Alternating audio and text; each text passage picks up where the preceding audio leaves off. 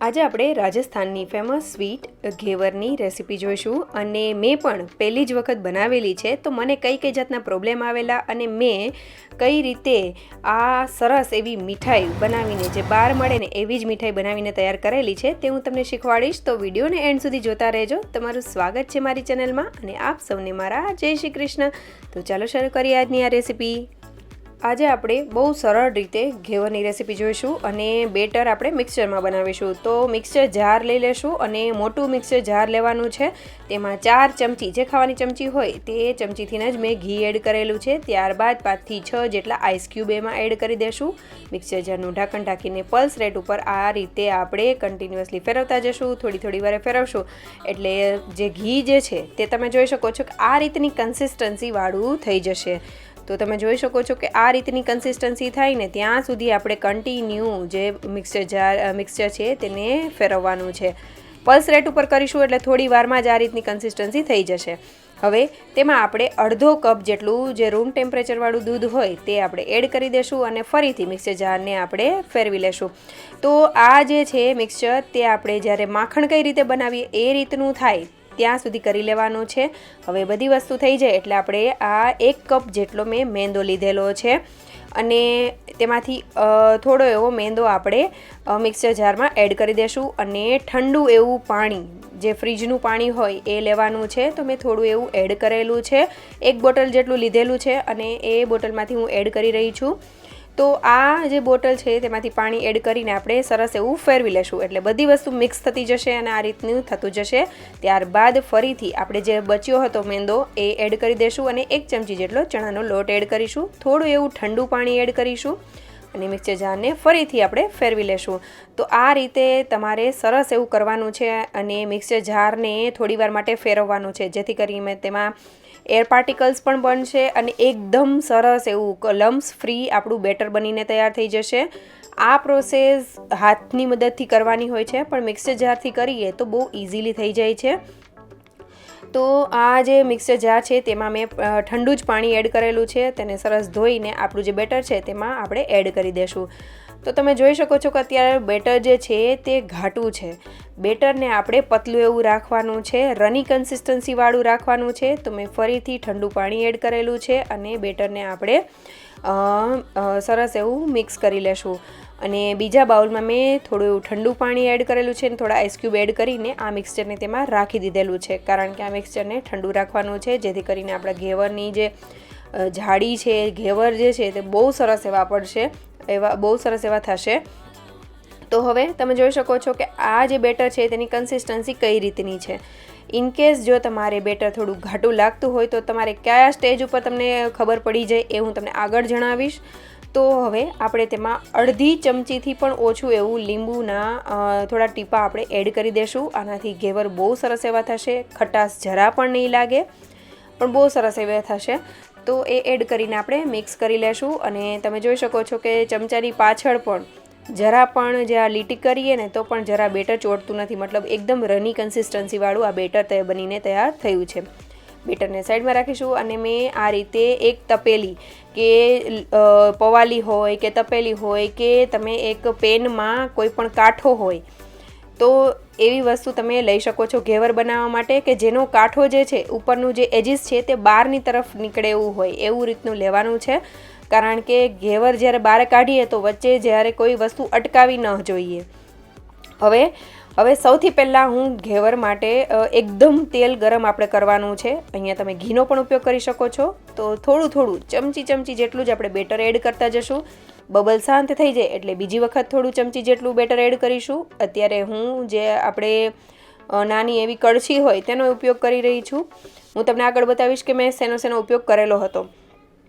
તો હવે આપણે બબલ જ્યારે સેટ થઈ જાય, થોડા એવા ઓછા થઈ જાય એટલે ફરીથી થોડું બેટર એડ કરીશું અને ફરીથી બેટર એડ કરીશું. વળી થોડા બબલ ઓછા થઈ જાય એટલે વળી થોડું બેટર એડ કરીશું. આ રીતે આપણે 15 થી 20 વખત જેટલું કરવાનું છે.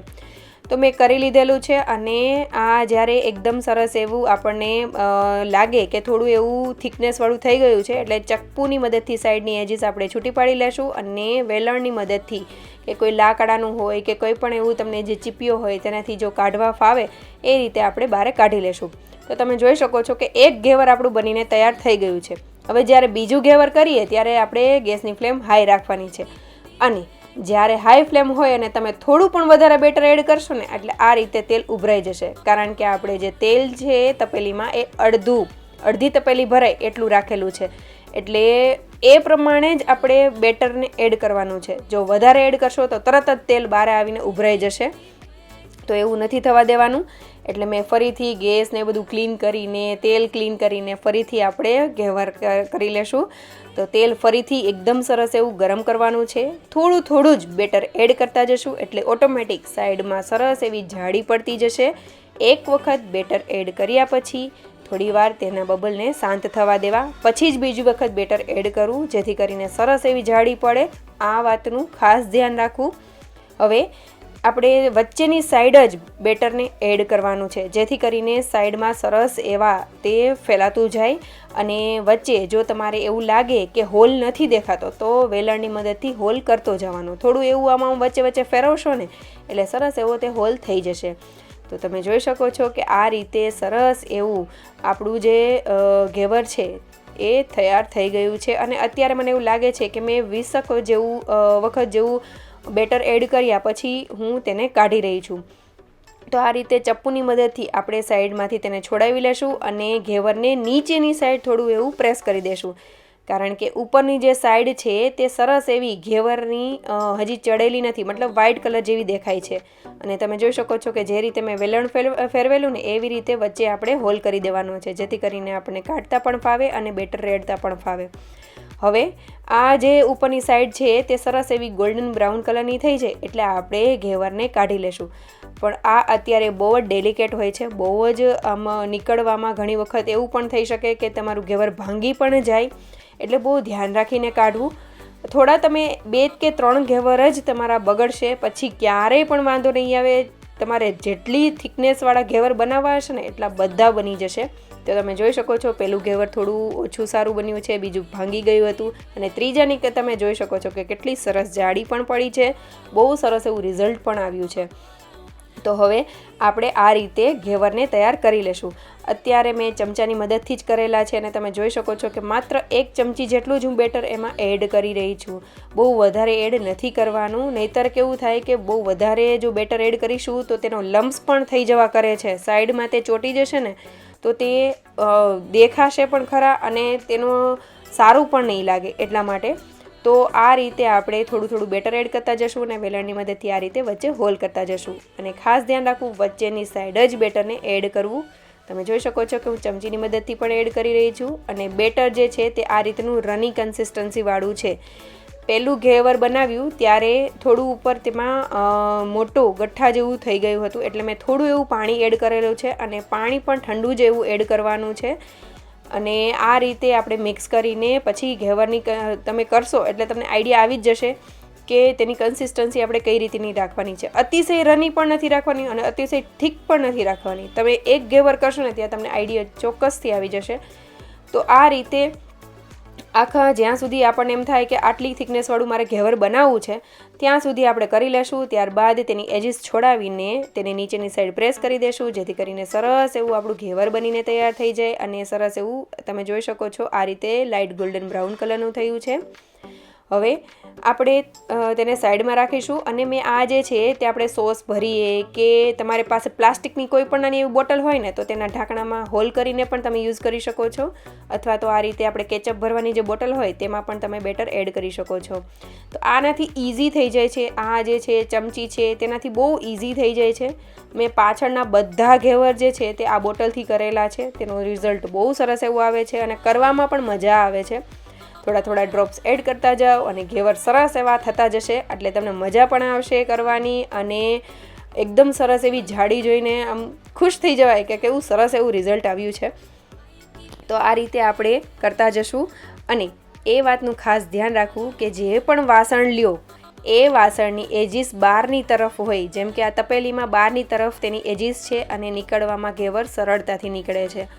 તમારી પાસે જો કૂકી મોલ્ડ હોય, કૂકી કટર હોય તો તેનો પણ તમે ઉપયોગ કરી શકો છો, અથવા તો કોઈ પણ વસ્તુ એવી હોય કે જે આસાનીથી ઘેવર નીકળી જાય એ વસ્તુનો પણ ઉપયોગ કરી શકો છો. પોવાલીનો પણ ઉપયોગ કરી શકો છો. તો તમે કંઈ પણ રીતે બનાવી શકો છો.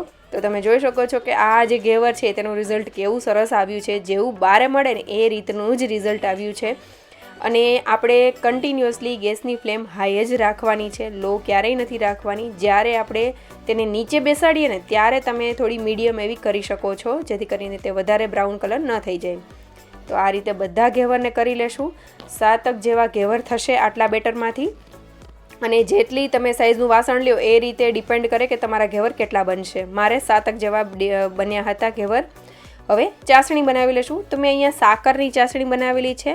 તો અડધા કપ જેટલી મેં આશરે સાકર લીધેલી છે. તેમાં સાકર ડૂબે તેટલું પાણી એડ કરી દેશું અને તેને સરસ રીતે ઉકળવા માટે રાખી દેશું. અહીંયા એક વાતનું ધ્યાન રાખજો, જો તમે સાકર લેતા હોય તો આ રીતે થોડા મોટા પીસીસના એટલે મતલબ કે ગાંગડા હોય એ રીતના ન લેવું, થોડુંક ફાઇન પાવડર કરીને લેવું. કારણ કે જે પીસીસ છે તે ઓગળતા નથી જલ્દીથી, એટલે થોડી વાર પણ લાગે છે અને ઘણી વખત આખા પણ રહી જવા કરે અને ચાસણી પણ આવી જાય. એટલે થોડા ભાંગીને લેવા અથવા તો પાવડર બનાવીને લેવો. અને તમે એની જગ્યાએ ખાંડ પણ લઈ શકો છો. તો કન્ટિન્યુઅસલી આપણે હલાવતા જશું. મેં તેમાં કેસર અને ઇલાયચી પાવડર એડ કરેલો છે, ઇલાયચીના દાણા એડ કરેલા છે. અને જ્યાં સુધી એક તારની ચાસણી ન થાય ત્યાં સુધી આપણે કરવાનું છે. તો તમે જોઈ શકો છો થોડી વાર માટે આપણે ગરમ કરીશું તો એક તારની ચાસણી થઈ ગઈ છે. તો હવે ગેસની ફ્લેમ બંધ કરીશું અને 4 થી 5 ટીપા જેટલા જ આપણે લીંબુના એડ કરીશું. આનાથી જરા પણ ખટાશ નહીં આવે, પણ ક્રિસ્ટલાઇઝ નહીં થાય. તો ચાસણી જે છે તે આપણે નવસેકી રાખવાની છે જ્યારે પણ આપણે ઘેવર બનાવીએ ત્યારે. અને ચાસણી અને જે રબડી છે એ ત્યારે જ બનાવી જ્યારે તમારે ઘેવરને પીરસવાના હોય. ઘેવર તમે બનાવીને અગાઉ રાખી શકો છો, 2-3 દિવસ સુધી આરામથી રહી શકે છે અને એને કંઈ થતું નથી. તમે એરટાઇટ કન્ટેનરમાં ભરીને રાખી શકો છો. પણ જ્યારે સર્વ કરવાના હોય ત્યારે જ ચાસણી બનાવવી અને રબડી બનાવવી. હવે આપણે રબડી બનાવી લઈશું. તો મેં આશરે અડધા લીટર ઉપર જેવું દૂધ લીધેલું છે, તેની મલાઈ સાથે જ લીધેલું છે. તેમાં પણ મેં સાકરનો ઉપયોગ કરેલો છે. તમે ખાંડનો પણ ઉપયોગ કરી શકો છો. તો તેને સરસ રીતે મિક્સ કરી લેશું અને થોડી તેની કન્સિસ્ટન્સી બોઇલિંગ થઈ જાય અને થોડી કન્સિસ્ટન્સી ઓછી થાય દૂધની એટલે આપણે મિલ્ક પાવડર એડ કરીશું.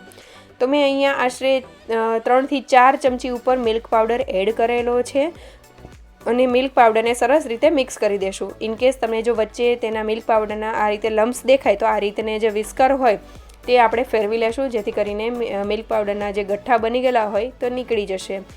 હવે તેને કન્ટિન્યુઅસલી હલાવતા જશું અને સરસ રીતે તેને મિક્સ કરતા જશું. સાઈડમાં જે મલાઈ ચોટેલી હોય તે પણ આપણે મિક્સ કરતા જવાની છે.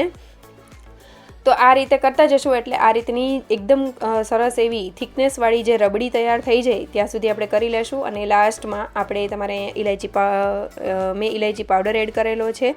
તમારે કોઈ પણ ફ્લેવર બીજી એડ કરવી હોય, રાજભોગ છે કે કોઈ પણ ફ્લેવર એડ કરવી હોય આમાં, તો તમે એસન્સ પણ એડ કરી શકો છો. મેં માત્ર ઇલાયચી જ એડ કરેલી છે અને કેસર પણ ઉપયોગ કરી શકો છો. તો આ રીતની થોડી એવી ઘાટી એવી લિક્વિડી રબડી રાખીશું. ઠંડી થઈ જાય ત્યાં સુધી કરવાની છે. ઠંડી થશે એટલે ઓટોમેટિક તેની કન્સિસ્ટન્સી થોડી ઓછી થઈ જશે અને ઘાટી થઈ જશે. હવે જ્યારે પણ ઘેવર આપણે નિતારીને કાઢીએ ત્યારે આ રીતની જાળી રાખવાની ને નીચે પ્લેટ રાખવાની. કારણ કે ઘેવર જે છે તે જાળીવાળા હોય છે તો નીચે તેમાંથી ઘણું બધું તેલ કે તમે જો ઘી બનાવતા હોય તો ઘી પણ નીતરશે. એટલે આ રીતે રાખવાના છે. અને મેં જેટલા પણ ઘેવર બનાવેલા છે 1 by 1, પહેલું, બીજું, ત્રીજું, આ રીતે મેં જેટલા બનાવેલા છે ને એ સ્ટેપ બાય સ્ટેપ મેં ગોઠવેલા હતા. તમે જોઈ શકો છો કઈ રીતના ઘેવરની બનેલા છે અને એક પછી એક ઘેવર ધીમે ધીમે એકદમ સરસ એવા બનતા જાય છે. અને થિકનેસ પણ હું બતાવીશ કે મેં લાસ્ટમાં કેટલી થિકનેસવાળા ઘેવર બનાવેલા છે. તમે જોઈ શકો છો આ ઘેવરની થિકનેસ કેટલી આવી છે. આ રીતના ઘેવર તમે પણ આસાનીથી ઘરે બનાવી શકશો. અને જે પહેલું ઘેવર મેં બતાવેલું તેમાં તમને થોડા ઉપર વ્હાઇટ કલરના લમ્સ પણ દેખાણા હશે, કારણ કે જે બેટર છે તે થોડું ઘાટું હતું એટલા માટે મેં પાછળથી થોડું એવું પાણી એડ કરેલું છે, જે મેં આગળ જણાવેલું છે. હવે આપણે ઘેવરને તમે આ રીતે સ્ટેકમાં પણ રાખી શકો છો. અને આ રીતે હવે આપણે એક ઘેવરને લઈ લેશું અને તેની ઉપર સરસ એવી ચાસણી જે છે તે આપણે એડ કરી દેશું. ચાસણી નવસેકી હોય એ રીતની રાખવાની છે, સાવ ઠંડી નહીં થવા દેવાની. અને તેની ઉપર આપણે રબડી ફેલાવી દઈશું સરસ એવી. અને તેની ઉપર ડ્રાયફ્રૂટની કતરણ એડ કરીશું. મેં કાજુ, બદામ અને પિસ્તા એડ કરેલા છે. તમે અહીંયા સિલ્વર કે ગોલ્ડન વર્ક પણ યુઝ કરી શકો છો ગાર્નિશિંગ માટે. થોડા કેસરના તાતણા એડ કરેલા છે અને ગુલાબની પાંદડીઓથી મેં તેને ગાર્નિશ કરેલું છે. એકદમ ટેસ્ટી એવા બને છે આ ઘેવર. તમે એક વખત ખાશો ને તો ફેન બની જશો અને ઘરે હર હંમેશ તમે આ રીતના ઘેવર બનાવવાનું પસંદ કરશો. અને આ ઘેવર જે છે તમે માર્કેટમાં લેવા જશો તો ઘણા મોંઘા પડે છે, પણ 1 કપ જેટલા મેંદામાંથી અને 4 ચમચી ઘીમાંથી આપણે કેટલા ઘેવર બનાવીને તૈયાર કરી શકીએ છીએ, તમે જોઈ શકો છો. અને ઘેવર કેટલા ક્રિસ્પી પણ બન્યા છે, તમે અવાજ સાંભળ્યો હશે. આ ક્રિસ્પી ઉપરથી એકદમ સરસ એવા જ્યુસી રબડીવાળા ઘેવર ખાવાની ખૂબ જ મજા આવે છે.